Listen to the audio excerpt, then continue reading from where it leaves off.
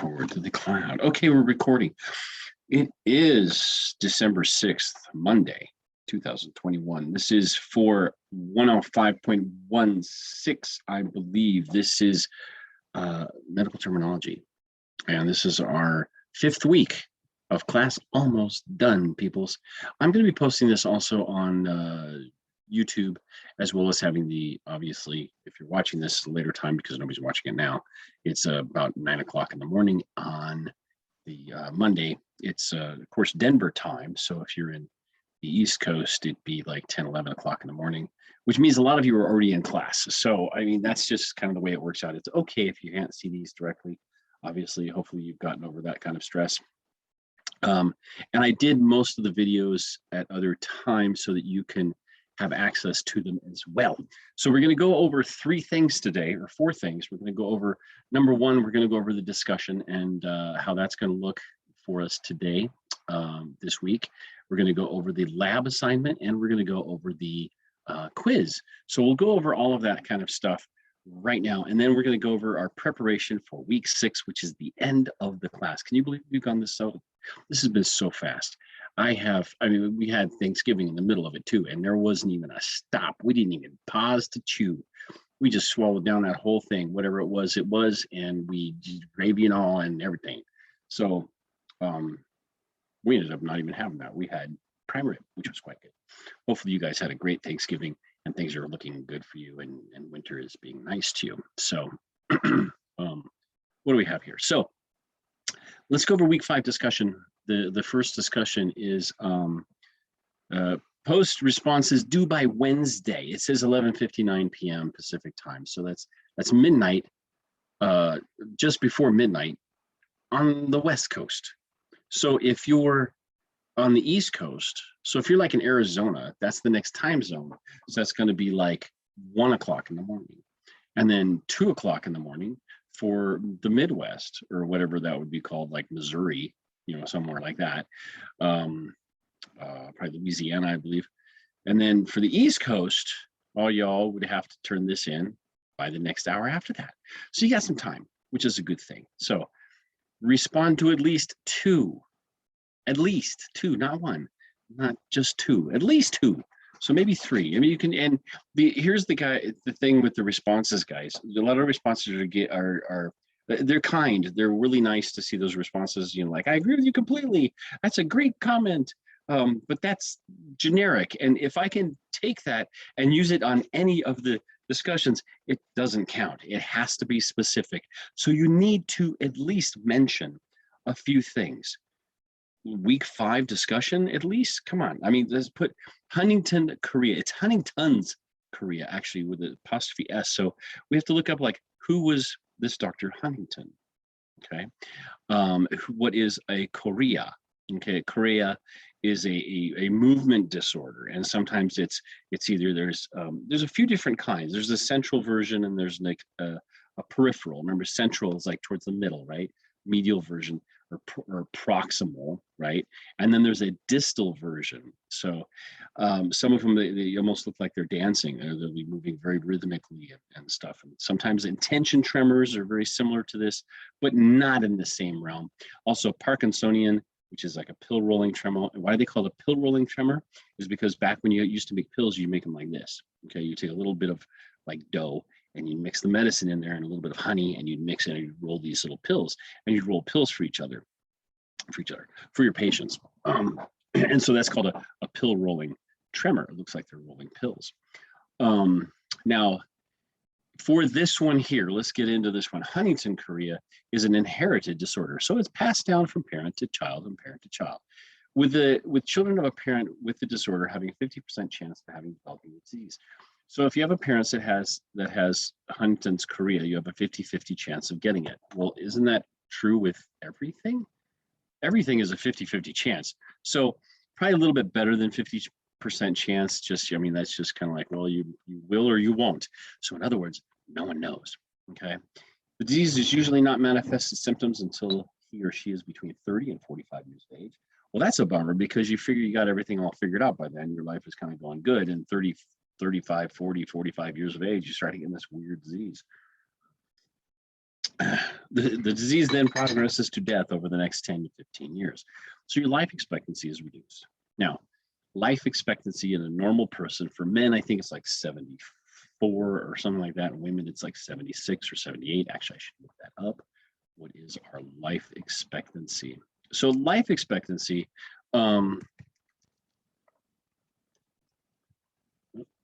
life expectancy in US.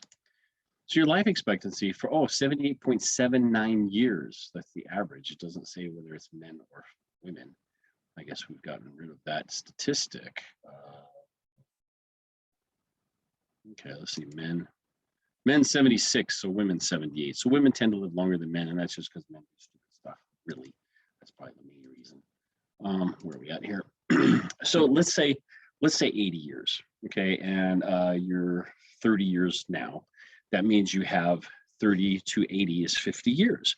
So you'd reduce that quite a bit. Now, if you have something like diabetes, it can reduce your life expectancy by half. So let's say, again, you're 30 years old, you should live to 80 years old, right, which is 50 years. You'd cut that in half by 25 years, and that's what it would be if you didn't take care of it. That's pretty typical. Disease often then progresses to death over the next 10 to 15 years. If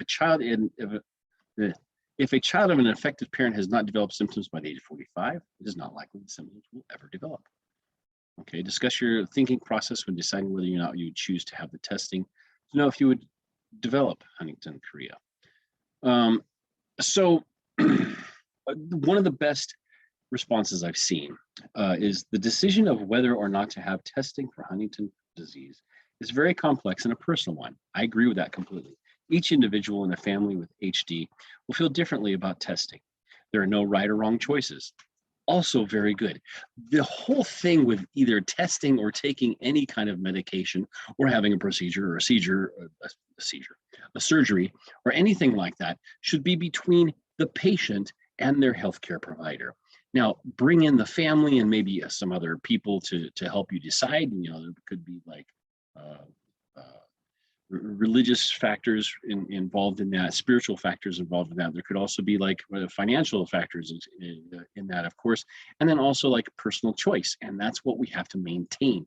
These days, there's been some personal choice stuff that's been eliminated, and I don't think that that's a very good road to start going down. Each individual in a family with HD will feel differently about testing. That's true. There are no right or wrong choices. It is important, however, that the person who's thinking about being tested make an informed choice. Now, what does that mean, an informed choice? This is a great comment. That means that they're informed. They get all the information they can. Fortunately, these days we have the interwebs, and the interwebs we can look for. We can look it up. Now, if you go on WebMD, you know you're going to die any minute now because that's what they tend to tell you for some reason. But we also want to look at kind of, you know, some other things, maybe get on a forum and find people like on social media who have the disease and are talking about it. Now, sometimes people are over dramatic about the way they have their disease process and what's going on with them. That can scare and intimidate people. There's other people who are just very zealous about the treatments and these kind of things. And that's the same kind of thing. So discuss your thinking process when deciding whether you would or not choose to have the testing to know if you would develop Huntington chorea. So this one here is a great comment. I think it's the first comment, so you can look at that one too, right? I don't want to name anybody's name because that's just, I don't know, people freak out about that. Discuss your thinking process when deciding whether or not you would. Okay, respond. In addition to your original post, okay, so the post that was, now they have to like provide meaningful response to these two peers. That's two other people.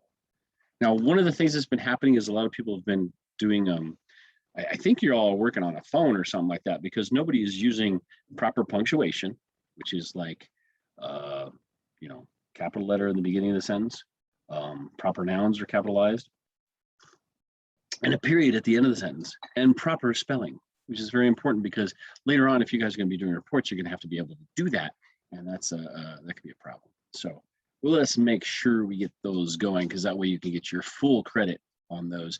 Select reply to join the discussion for greater details. Please select the three dots above. So up at the top, there's a thing that says published, edit, and then has three little dots.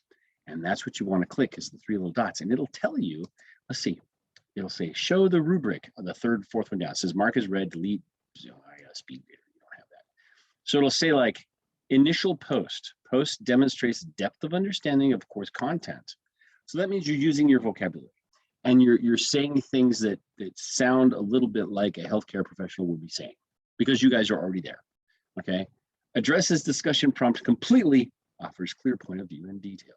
So look at the question, okay, and that'll give you the answer. Initial post time is you get 10 points for turning in on time, 0 points if you don't. Post has 0 to 1 spelling and grammatical errors. Look at that, okay? Properly cites APA where required. So if you use something like a reference, just put the reference in there. Some of you guys have been really good with those. I'm really proud of that. It's really awesome because it's a good practice. Personally, I hate APA format. I don't require people to turn things in with APA format because you spend more time doing APA format than you do writing the paper. There, I said it. But it has to be done because that's the way things are these days. So peer responses, get used to doing that, okay? Peer responses, submits required number of responses. That's 2, okay? 2, I don't know, whatever. Discussion by making connections, okay? Relating to others' ideas and adding supporting detail, okay? Add some extra stuff in there. Submits peer response by deadline. Okay, there you go, another 10 points, 20 points just for doing this on time. And then the other posts have no spelling errors either. There we go. That's a really good one. We have a couple people because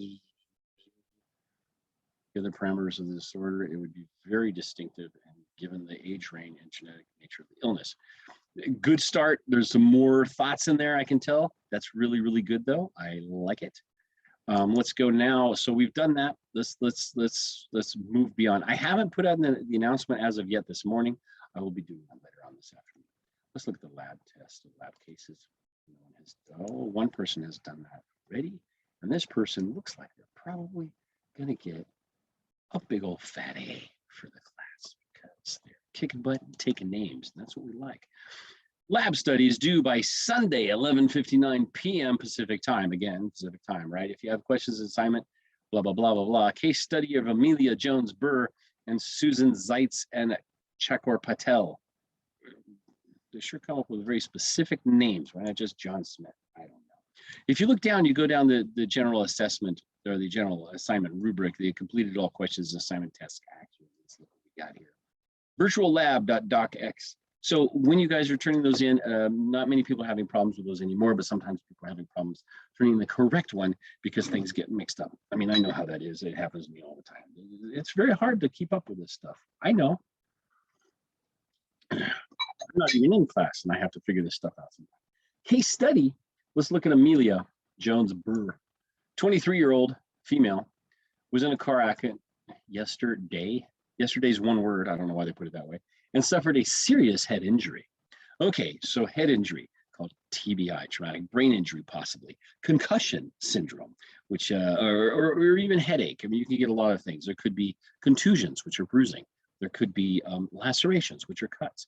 She experienced amnesia.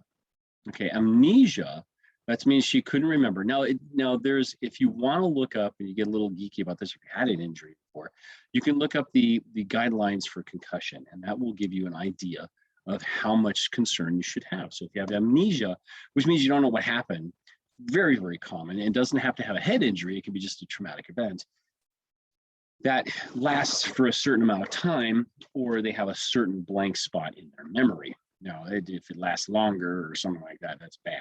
This is why when we see someone after an injury, we would want to get are they alert? Are they like awake and looking around? Are they oriented? Do they know where they are? What's going on? Do they know what day it is? Do they know something like that? They know where they are. They have their name. So some people, I don't know. That's alert maybe, but they're not oriented. Now we used to do A&O times 4, which means you knew person, place, and 2 other things. I can't remember what they were. You know who you were, you know where you're at, you know why you were there, and then you know some other piece of information. Now it's mostly A&O times 3. If you're less than that, usually, because who knows what day it is anymore, right? Or who knows who the Secretary of State or something like that is. Cephalgia. Algia, we know that one. And ceph, like cephalopod, is an octopus. That's a head foot. Cephalgia is head pain, headaches, right? Cerebral contusion, there we go, of the brain, and concussion. Her symptoms are worse today, and she has lost consciousness. That's not good. Emergency imaging reveals she has a subdural hematoma. Okay, so her hematoma, hema means blood, right? And toma means like space occupying lesion. And we have the dura, which is well, we have the meninges, which are the coverings of the cerebrum, the coverings of the brain. Somewhere right there. So there's coverings around this guy, right? So there's one covering right on this stuff called the pia mater. Then there's a little tiny space, and it's very wispy, looks like spider webs. It's called the arachnoid space.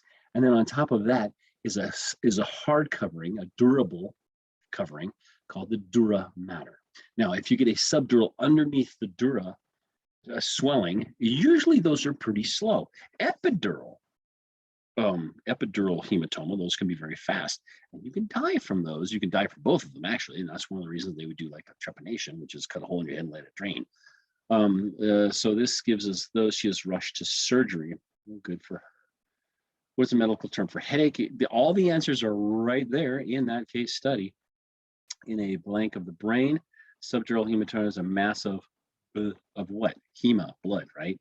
Subdural, he means, okay, under. Okay, there we go. That's a good one. So in that, now they can have lasting symptoms after a while, and we get a post-concussion syndrome. That's pretty common. We treat that with, mostly time to let it heal, but you also want to let the body do the best work it can by giving it the things that it needs. So perhaps it needs better electrolytes, or they may need certain supplements sometimes. Okay, case study for the next person. So that's basically headache. Now it can happen if you fall down, go boom, or whatever. Now you have to watch out. There's a few different signs to watch for with head injury. There's what's called battle sign or raccoon sign, which is bruising right through here. And sometimes I have bruising back here, which is an occipital, like sometimes you crack your skull inside and it'll bruise back in through here underneath the ear, inside the ear, and sometimes underneath the eye. And that's not a good sign. It means they have to be evaluated. Usually the evaluation will include like MRI, CT scans perhaps, but MRI is a good one. With contrast, that way we can see if there's any kind of internal bleeding or anything like that. And then, it's usually what's called palliative care, which means just take care of them, make them comfortable, right? Because the body has the ability to heal. We know that, we like that, right? And so we want to be able to let the body do healing by itself and help it on where we can. That's more naturalistic than most what's called allopath, which is medical doctors are allopaths, okay? So let's go to the second one. Case study for Susan Zeitz. 37-year-old truck driver notices that she is missing parts of radio broadcasts as she drives across the country, delivering loads of large box stores. After returning home from one of the deliveries, she calls and makes an appointment with her family physician. On examination, her ears is clogged and impacted with earwax. Ew. She's missing parts of it. I don't know. I mean, I'm glad they found that. I don't think that would be the deal though. She's probably just fading out. An attempt at irrigation, washing it out, and removal of the earwax is successful, but she's prescribed eardrops to prevent future buildups. That's a good idea. You can use hydrogen peroxide or olive oil, naturally, that is. Glad that she has hearing back. She asks where the possibility of earwax causing problems. It tells her that is rare, but tumor of the glands that produce earwax can develop. Okay, yeah. How common is that? Not very, I would think. People can have like pretty narrow ear canals. They can develop like cerumen, okay, or earwax is it's a derivative of sweat, okay, and it has a lot of like dead skin cells and stuff like that in it, and it's like it's a sticky, thick kind of thing, and it keeps stuff from climbing in and getting out, or just climbing in mostly. And it gets worse with stress. So if you're doing cleaning your ears and you notice there's you probably have a lot of stress. That's a very common thing. What is the medical term that means earwax? Okay, what is the medical term that breaks down what is the medication that breaks down earwax? Well, you're probably going to find 30 or 40 of them. What is a tumor of the gland? Look up maybe natural ones too. You know, those are good things too. I'd love to see that. What is the tumor of the gland that produces the earwax? There you go. That's an interesting one to look up. Earwax is a normal secretion of which part of the ear? There we go. Okay. Okay, so the last one here, case study is Chakor Patel, 25-year-old chemical engineer, has been more thirsty than normal. Polydipsia, but thinks he might be due to the hot, dry weather. Reasonable. Although he could store a ply at his desk, he has to deal with an expected increase in trips to the men's room. Polyuria. Okay, many ureas, many peepees, right? He has to go pee a lot. One day he decides he can't put up with it anymore and he makes an appointment with a physician. He's diagnosed with diabetes insipidus, as opposed to diabetes mellitus. Now, mellitus, if we look at the word diabetes mellitus, meal is a MEIL. That's where the root word comes from. It's honey. That's the word for honey. And what they would get is their urine would be like honey. It'd be thicker and it'd be sweet. And one of the ways that they used to back in the old days is be able to diagnose that is by either A, which I would not suggest, tasting it, or B, leaving it out and seeing who shows up. If it's ants, it's sugar. If it's flies, it's protein. Usually will show up. Like put it outside on the ground, and that's who would show up for it. So, which lobe of the gland is affected? Diabetes insipidus of which gland? Okay, which lobe of the gland is affected? The neural hypophysis or the adeno? So the neural hypophysis. Remember, we're talking about the pituitary, which is right there. Okay, it's held in a cool little space. Let's see if I can find it on this guy here. So in the skull, we take out the brains. Oops, take out the brains. I hate it because if these fall apart, they're really hard to put back. Okay, see this area. So this is the frontal bone right here. Right? These are the parietal bones, and this is called the sphenoid bone. And these little holes in here are for nerves and stuff to come out. And this little spot right here, where it's like kind of a, come on, kind of a, we're trying to get the, come on, give me the, there we go. You can see it's like a little like it has like a little archway. Like this is higher here and higher here. And that's where the pituitary sits right in there. That is called the sella turcica. Sella means saddle. Turcica means Turkic, the Turk from Turkey. So the Turkish cavalry, right, back in the day, the late 1800s, early 1900s, had saddles that came up very high because they were lancers. They run around and poke each other, and they would be able to stay in the saddle better because their saddles were high, and that's why it's called that. So that's a supporting place for the pituitary gland. There's a neural hypophysis, which is part of the nerve tissue, right, from the brain coming down. And then there's glandular tissue from the glandular coming up. And that's the developmental. It's two glands that kind of melt into one. ADH, antidiuretic hormone. Okay, so we got to look up what that means, where it's from, who releases it. Excessive thirst, which we did that one. Okay, so there we go. That's pretty easy, man. I think you guys got it. So we went over the ideas. You know what to look up. Okay, let's go back and look up the next thing, which is going to be quizzing.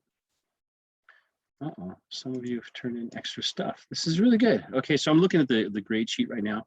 Some of you are just, let's see, the right now, 90, 30, 95. Wow. Round 95, there's 3 or 4 of you. Well done. Proud of you. Okay, let's look at the quiz for week 5. See what kind of other stuff we have in here. Now you can look at the other video on YouTube for week 5. That would be a good idea. Let's put my brains back in the head. You can look at the stuff for that on YouTube. Okay, it'll say week 5 terminology. You'll have all this kind of the same information. It'll be a little different. I mean, you can watch it while you're cooking vegetables or something. It looks like, okay, time limit, no time limit. You can take it forever. Multiple attempts, yes. How many multiple attempts? Let's see. I'm going to see how many multiple attempts it has. It doesn't say, so I think you can take it forever. I don't know. It's due by the 13th. So let's look at the quiz real quick. and go from there. Let me get out of here. Okay, let's preview the test. I'm just going to look at it. I'm going to like go through some of the stuff. I'm not going to give you the answers though. So, okay. Slight. So here's the way those words work. There's mild, and then there's slight, and then there's moderate, and then there's severe. So MS, mild, slight, moderate, severe. Slight paralysis of one limb on one side of the body. So one, uni, right? It's going to be probably uni or something, or mono, right? One side of the body. Plegia, paresis, plegia. Very good. Okay, so look up paresis versus plegia. Okay, like paraplegia versus monoplegia or something like that. Okay, myelin. Myelin is in the myelin sheath. It's made by the Schwann cells or the oligodendrocytes, depending on where you are. So back to this stuff, okay? Neurological. So the brain is made up of neurons. The white matter is neurons that are insulated with the myelin sheath. Those are made by oligodendrocytes in the brain itself. Now, as you leave the brain down the spinal cord and become peripheral nervous system, because this is part of the central nervous system, right? And after you become peripheral, then there's these little cells called Schwann cells that make that myelin sheath around them. That insulates them and makes it a little bit faster or a little bit more, you know, it's like the covering of the wires like this. Okay, this is a wireless, like the little plastic covering of the wire. That's like a myelin sheath, okay? The MRI, well, M and MRI stands for medial. Now, what's an MRI? MRI is a kind of study, so that's what you want to look for, okay? Development of the bone around the oval window is called development of the bone. That's not a very good question, but look it up. You can do it. Drugs that cause the pupils to constrict. Okay, so the ones that, like, let's talk about ones that make them, like the pupil is the black part of the eyeball. The black part that you look into, and then the iris is around. So as the iris gets bigger, that's the pupil dilating, and that you can get from what's called homatropine or atropine. Atropine comes from a flower called the belladonna. Bella means pretty, right, in Latin. Donna means lady, pretty lady. So their pupils would dilate really big and make them look all doughy-eyed and like they were all happy to see you, because that's an actual thing.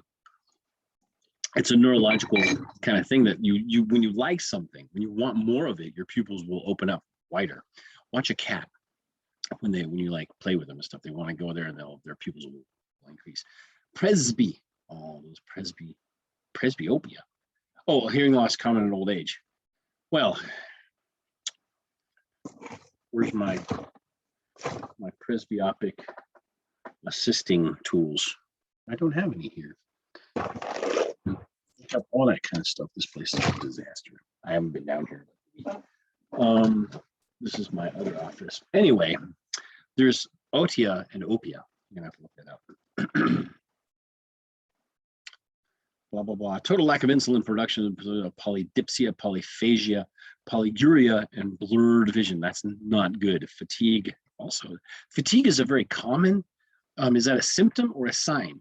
It's a symptom, because people will say, I'm very tired. You can't look at someone and say, you're very tired, you're very fatigued, you're malaised, for example. You can't really say that, but you can say, like, a symptom would be polydipsia. They're very thirsty. So you can observe them drinking a lot of water. Polyphagia, they're very hungry all the time. You can observe that as well.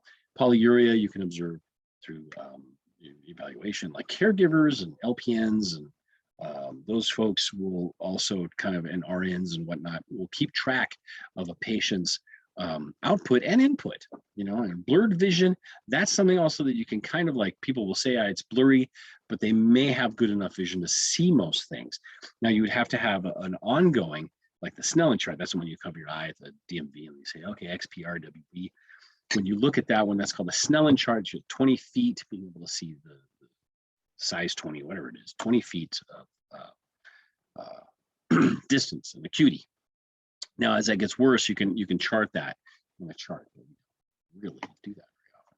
You have to look at those type 1, type 2. Let's see, follicular and papillary are the most common forms of this kind of cancer. Those you get to look up. So follicular cancer and papillary cancer. And it'll say something like either it's a thymus, thymoma would be in this area, thymus, so you're probably a young person, right? Thyroid, chromocytoma, and islet cell carcinoma that has to do with organoids together. Those are all glandular, okay? An A1C test is used to monitor adrenal gland treatment. You're gonna have to look that. A1C is kind of a newer thing. We didn't, when I was in school, we didn't have A1C that I know of. We would do what's your glucose, levels and stuff like that. That was basically about it.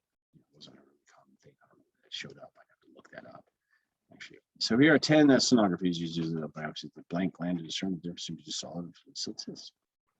Well, any gland, really. But this is going to be specific for what we're studying, so use that as your hints, right? So that's the whole thing. That's the whole ball of wax, as it were, for this class. Today we're hanging out in our sweatshirt. Where's my Thompson sweatshirt? This is from back when I was in the academy, kind of thing, for a very short time until I bounced out. We're looking here at some good information from you guys. I'm really happy with your grades. Let me look. We've only got two, it's like there's two people where really we don't have anything, but I think that's because they probably dropped when their levels stay in like the single digits. That usually means that they were in the class at the beginning. They turned in a couple things and stayed past the time it was to drop the class. So we only have a couple of those, which is really good. We're okay with those. Most of you all, it looks like, are in the A or mid to high B range. Doing great, man. Really good. I'm really proud of you guys. If there's anything that you're missing and you're kind of freaking out about or anything like that, email me on the Canvas portal and we'll look it up. Now, some of you have had problems turning in the wrong thing or turning in things like you go and do all this work and you forgot to save, and then you send me the original document and it has nothing on it, and that happens, and I understand that, and we're not going to go crazy and attack you for it, but what we want to do is get that figured out. So what we're going to do is let me know if you've returned something in. Here's what I want you guys to do. Let me know which assignment it is. You got to tell me it was week 2 lab, like say let's look here. Let's look at week 4. It'll say week 4 lab : case studies. That's what you want to tell me. Week 4 lab, okay?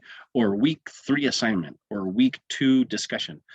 Don't just say the thing I turned in before, because it's hard for me to go hunt down those things. And the longer I have to spend hunting down things, the less time we get to have more fun.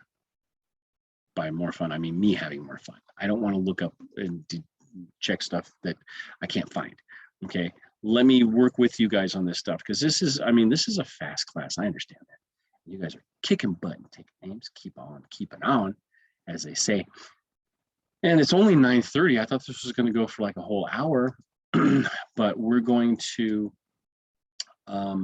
wrap it up here and let you guys, I'll go ahead and post this on YouTube, I guess. Most of the YouTube stuff gets such little activity, because it's mostly this, like half the class will watch it because you guys are watching the other Zoom stuff, and see if we can keep it up there. This is a week 5 review video, supplemental second part with the beard. Anyway, you guys have a good one. Enjoy the winter as it comes to us in a couple weeks. Right now it's still fall, technically. Okay, and I look forward to seeing you guys in the future. Hopefully not at your work, because that means you guys are healthcare providers, and for some reason I would be sick and need your help, and I don't want to be there. So not because I don't trust you, because I think you guys are doing well, but because I don't want to be sick.